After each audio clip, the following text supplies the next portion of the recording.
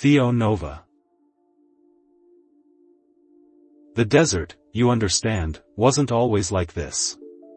Not shattered, not time-worn.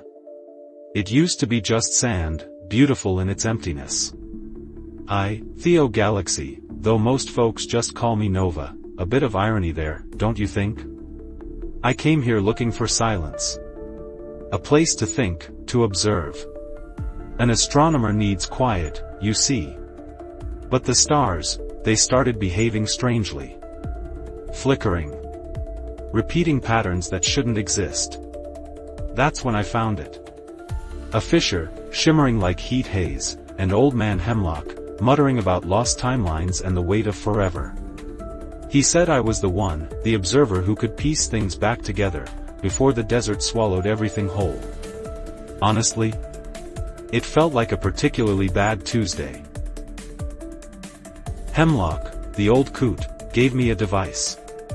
A chronometer, he called it, but it felt more like a polished stone humming with barely contained chaos.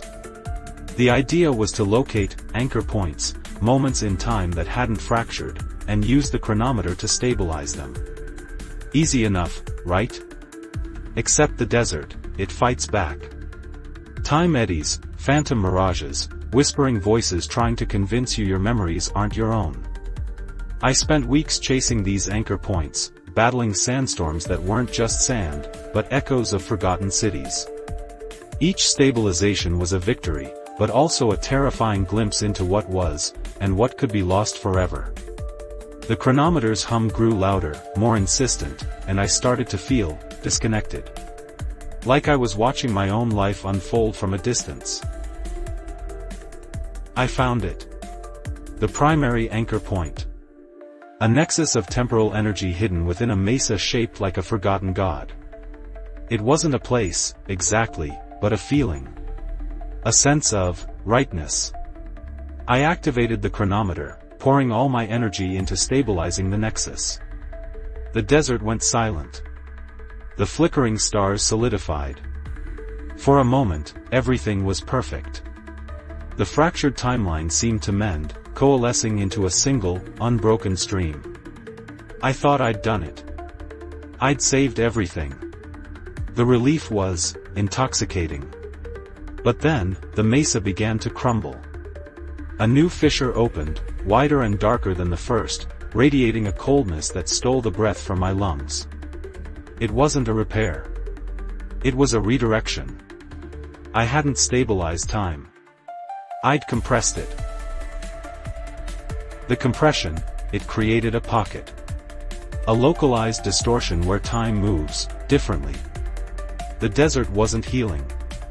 It was shrinking, collapsing inward, and everything within it, including me, was being pulled along.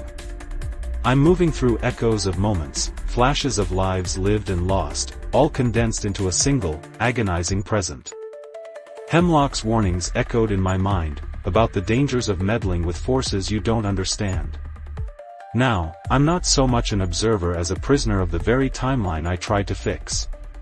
The chronometer is useless now, a weight in my hand, a constant reminder of my failure. I've seen glimpses of futures that never were, pasts that might have been, and it's all terribly lonely. There isn't a fix, not anymore. The desert will continue to shrink, collapsing in on itself until there's nothing left. But I've learned something, I suppose. Silence isn't found in the absence of noise, but in acceptance. I've stopped fighting the compression, stopped trying to understand. I'm just observing. A quiet witness to the end of everything. Perhaps that was the point all along. Not to save the desert, but to bear witness to its final moments.